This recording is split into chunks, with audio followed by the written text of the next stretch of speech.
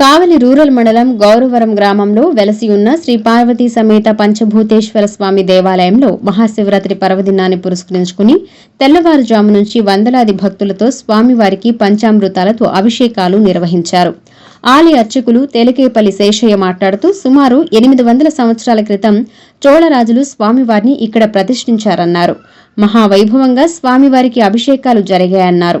అలాగే ప్రతి సోమవారం భక్తులు వారి చేతుల మీదుగా స్వామివారికి అభిషేకాలు చేసుకోవచ్చన్నారు. ఎక్కడా లేని విధంగా ఈ దేవాలయంలో భక్తులకు ఈ అవకాశం ఉందన్నారు. వేలాది మంది భక్తులు పాల్గొని స్వామివారిని దర్శించుకుని తీర్థ ప్రసాదాలు స్వీకరించారు. అనంతరం అన్నదాన కార్యక్రమంలో భక్తులు పాల్గొని అన్నదానం చేశారు.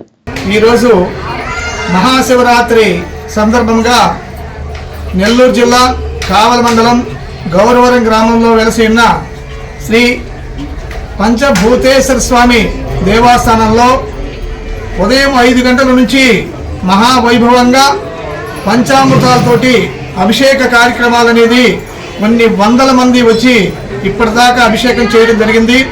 అయితే ఈ స్వామి గత సుమారుగా 800 సంవత్సరాల నాడు చోళరాజులు ఇక్కడ ప్రతిష్ఠించారని ప్రతీక. కాబట్టి అటువంటి స్వామివారికి ఈరోజు మహావైభవంగా పంచామృతాలతోటి ప్రజల యొక్క స్వహస్తాలతోటి వారు నామస్మరణతోటి ఆ స్వామివారికి అభిషేకాలు అనేది మహావైభవంగా చేయడం జరిగింది.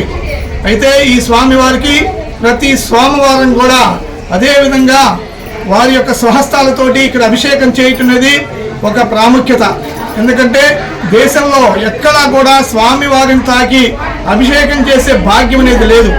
అయితే ఈ గౌరవరం గ్రామంలో వేయించేసి ఉన్న శ్రీ పార్వతీ సమేత పంచభూతేశ్వర స్వామి దేవస్థానంలో ప్రతి సోమవారం కూడా వారి యొక్క స్వహస్తాలతోటి ఇక్కడ అభిషేకం చేసి అదేవిధంగా ఈరోజు ఉదయం నుంచి కూడా ఆ స్వామివారికి మహావైభవంగా చెరుకు రసము కానీ పంచామృతాలు కానీ అది అనేక ద్రవ్యాలతోటి సుగంధ ద్రవ్యాలతోటి అభిషేకం చేయడం మహావైభవంగా జరిగింది.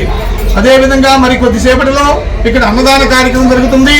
సాయంత్రము 7 గంటల నుండి మహావైభవంగా ఈ కళ్యాణం అనేది జరుగుతుంది.